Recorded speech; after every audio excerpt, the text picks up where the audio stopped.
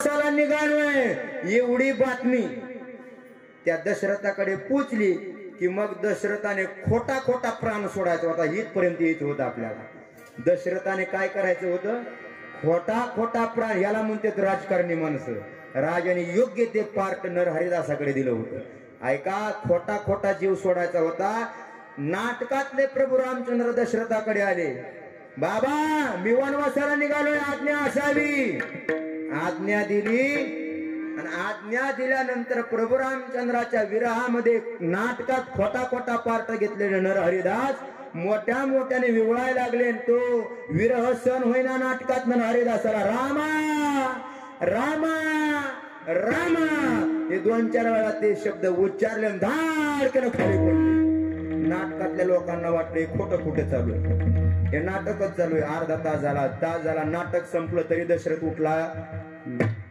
नाटक संपल्यानंतर नाटक बघायला आलेला राजा स्टेजवर गेला. राजाला वाटलं हे खोटं खोटं करत असेल, पण संत हे खरंच करून दाखवतात. त्या राजाने त्याच्या असं कंद्याला हात लावला आणि असं हलवला आणि उठवायचा प्रयत्न केला तर त्याचं पूर्ण अंग बर्फासारखं पडलं होतं. राजाने तिथंच हात जोडले. अरे अनेक भक्त बघितले पण नाटकात सुद्धा खरं लागून दाखवलं. याला म्हणते नरहरिदास. याला काय म्हणते? लटके वचन नाही देही उदासीन. आणि इतकी नीती खरं वागायचा नाद कोणाला होता? नरहरिदासाला. आम्हा हे कौतुक जगा द्यावे नीत, करावे फजित चुकते ते.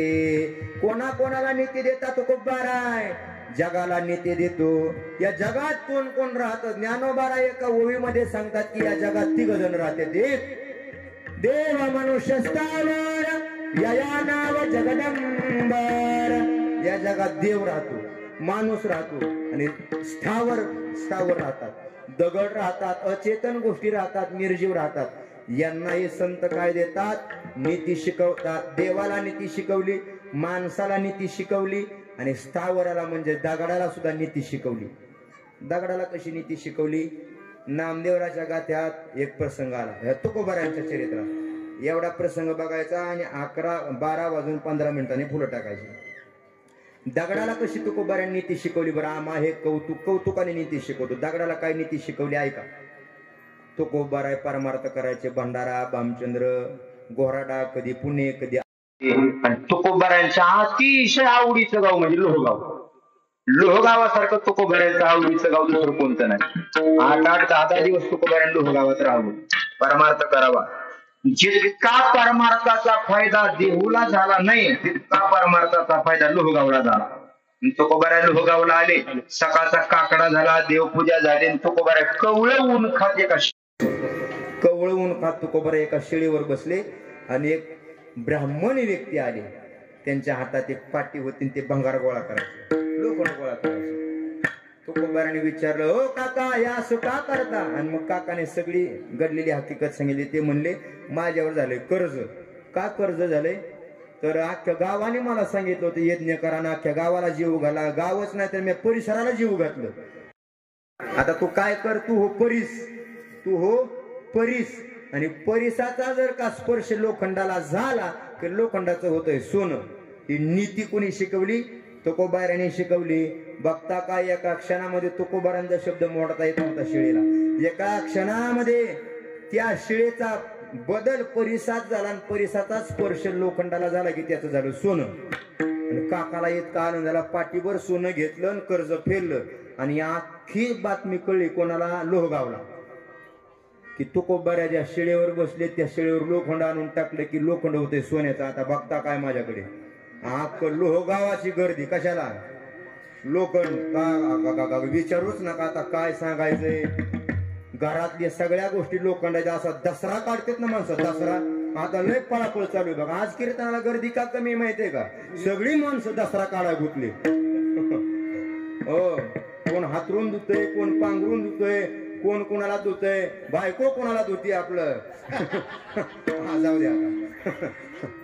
कोण कोणाला धुईल सांगताच येत नाही. ऐका, जसा दसरा काढावा आणि सगळ्या आंडगळीच्या गोष्टी बाहेर काढाव्या अख्ख्या घरातल्या माणसाने आडगळीतल्या लोखंडाच्या गोष्टी बाहेर काढल्या. कोणी चमचे नेतय, वाट्यान परातीन तांब्यान सायकलीन टिकावून फावडन खोरण सगळ्या गोष्टी त्या शिळेवर आणून टाकायचे. तो कोबाऱ्याला वाटलं कीर्तनाला इतकी गर्दी कस काय, तोबा तोबा तोबा गर्दी त्या शिळेवर. तो कोबारा म्हणजे कीर्तनाला लय समाज आला इकडे, चांगला आगम घ्यावा लागतोय आज.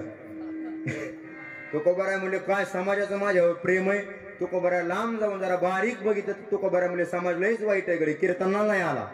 मग तो कोबाराच्या ध्यानात आले, लोखंडाच्या गोष्टी घेऊन आले, ते कीर्तनाला नाहीत आले. मग हे लोखंड घेऊन आले आणि मग त्या शिळेच्या कानात जाऊन सांगितलं, आम्हा हे कौतुक जगा द्यावी नीत. शिळेच्या कानात जाऊन सांगितलं, शिळामाई ब्राह्मण तात्यावर कर्ज झालं होतं म्हणून त्याचं सोनं केलं. ते माणसं लोखंड घेऊन आलेत ना, लय लाभाड आहेत. कधी कोणाला रुपया देत नाहीत, फुटका रुपया कोणाला खर्चत नाहीत, कधी कोणाला चहा पाजत नाहीत. सप्ताह चालू झाला की रानात राहायला जाते आणि काला झाल्यावर माघारी येते. लय लाभाड माणसं आहेत. यांच्या लोखंडाचं सोनं तर करायचंच नाही, पण यांचंच निम ठेवून घ्यायचं आपल्याकडे. महाराज या शिळेला म्हणजे दगडाला माझ्या तुकोबाऱ्यांनी नीती शिकवल्या. आम्हा हे कौतुक जगा द्यावी नीत, करावे फजित चुकते ते. जे चुकते त्यांची फजिती करावी.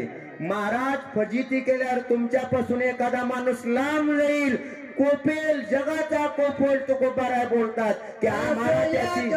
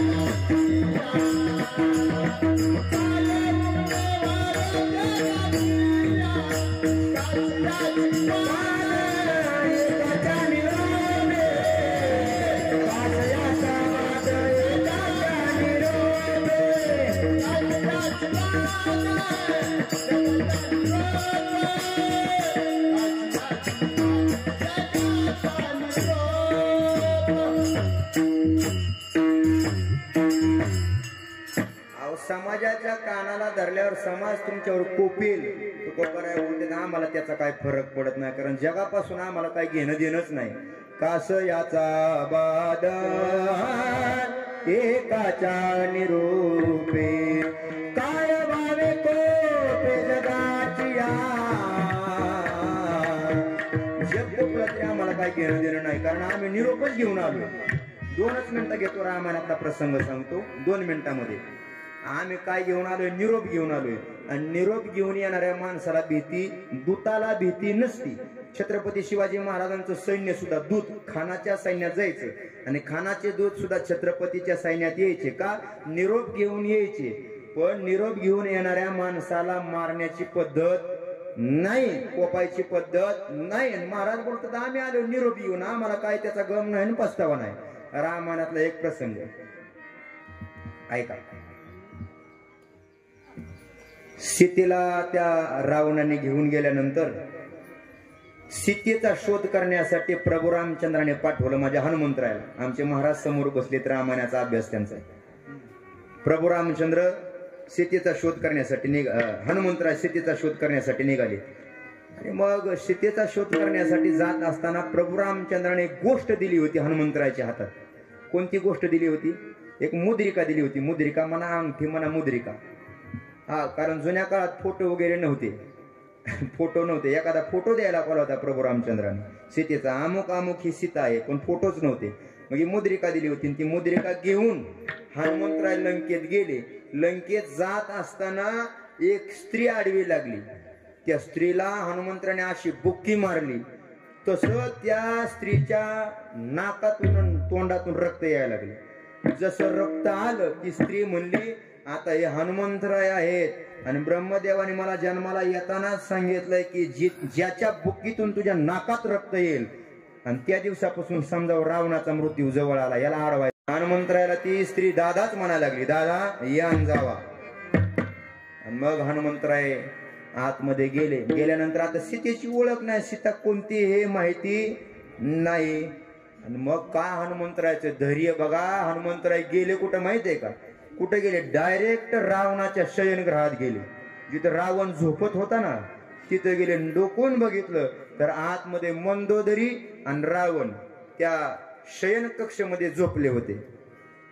आणि मंदोदरीकडे बघितल्यावर मंदोदरी काय राक्षसासारखी नव्हती, अतिशय दिसायला सुलक्षणी, सुंदर दिसायला.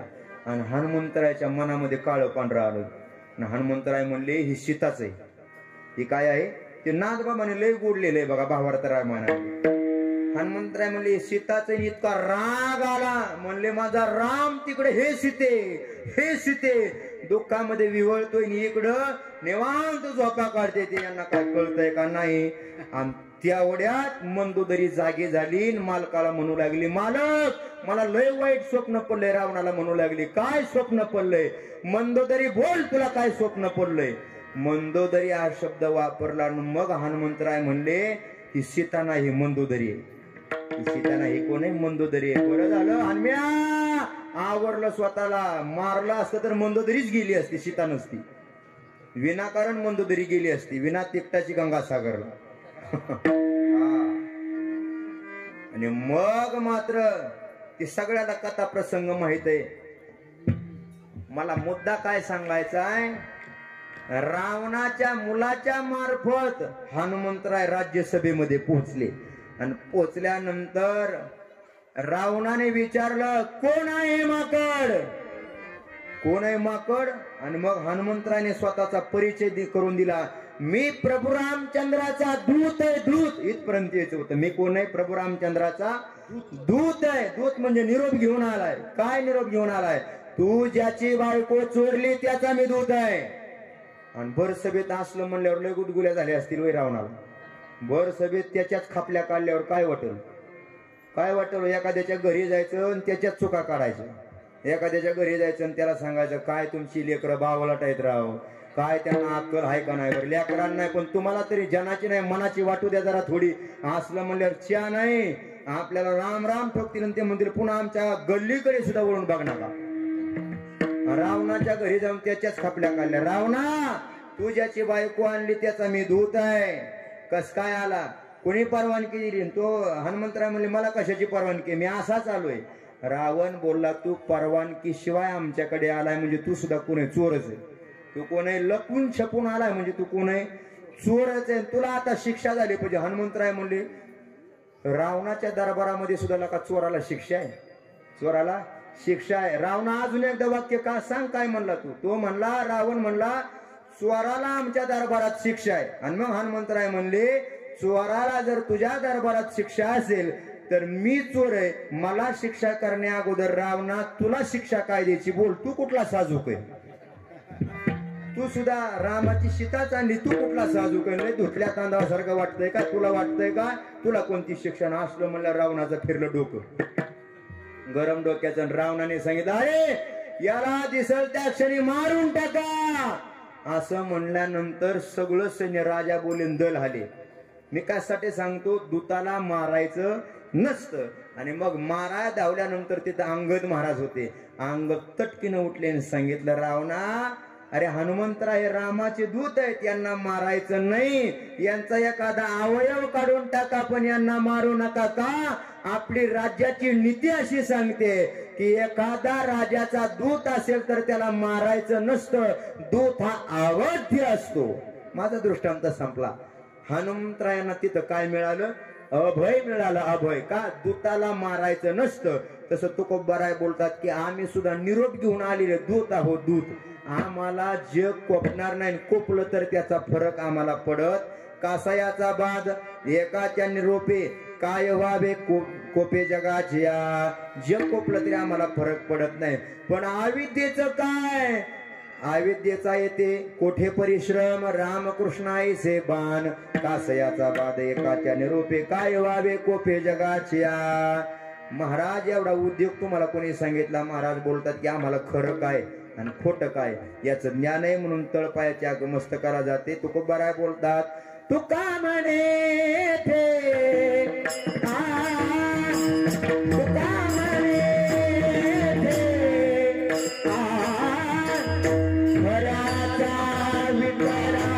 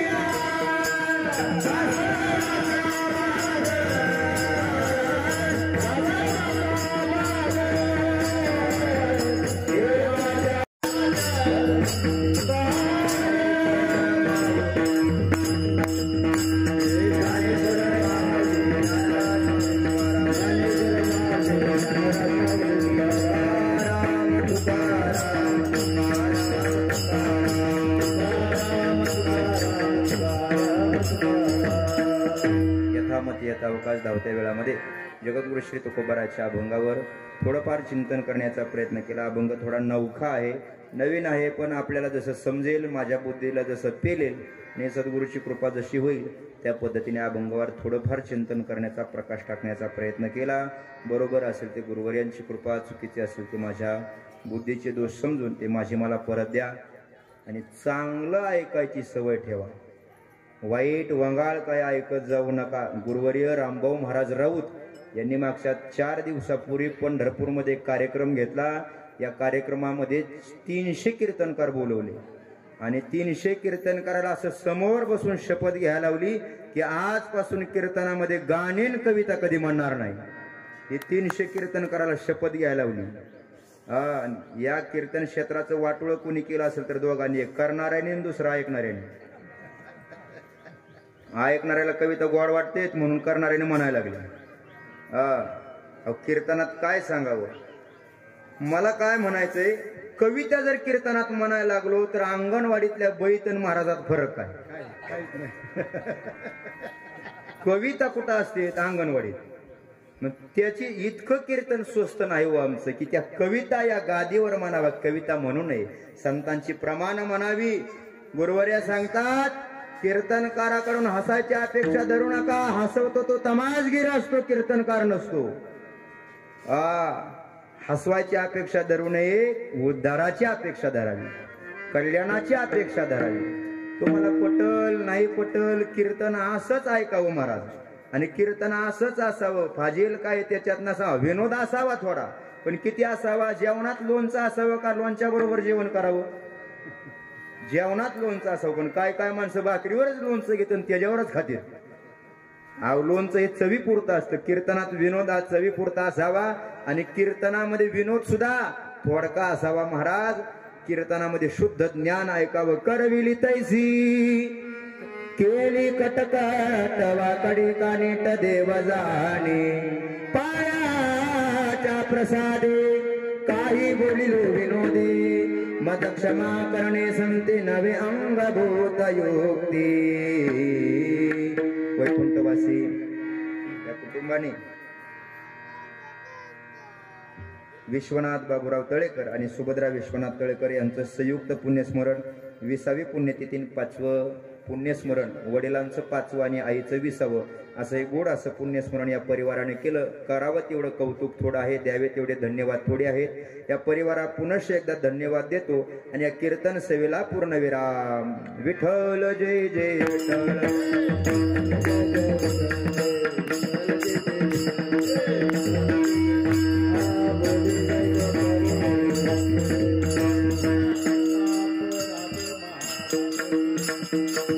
नाही उच्चारेला अधिकार व्याकुला बामणे ज्ञानेश्वरा राखा पाया पैकी करा. आम्ही जातो तुम्ही कृपा असू द्या,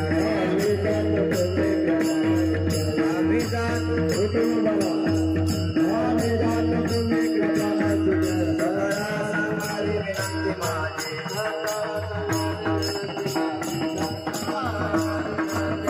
वाढलेला झाला उभा पांडुरंग, वाढलेला झाला उभा पांडुरंग. वैकुंठा श्रीरंग गुलावितो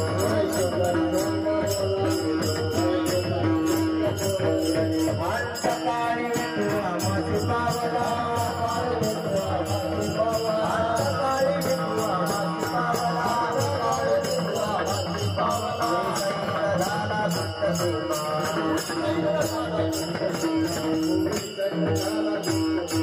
वाढलेला झाला उभा पांडुरंग,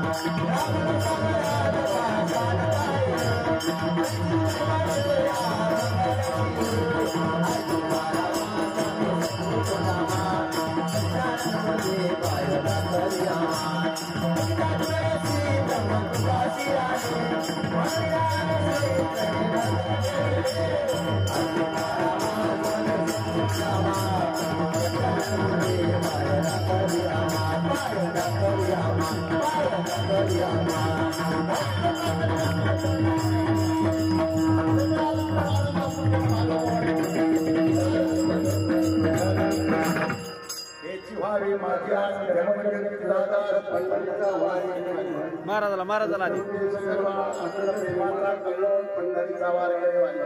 चंद्रभागी स्नान तुकामागे हे ठिकाण पंढरीचा वारकरी वारी विठाल माय गप्पा माय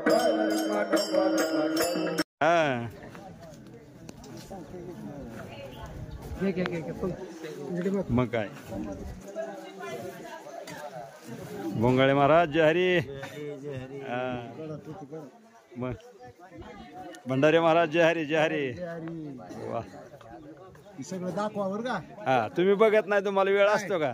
ठेव का हा, मग काय आम्ही फोन करू करू सांगतो तर तुम्ही बघत नाही. हा त्यांना कळतं बघितलं का नाही. हा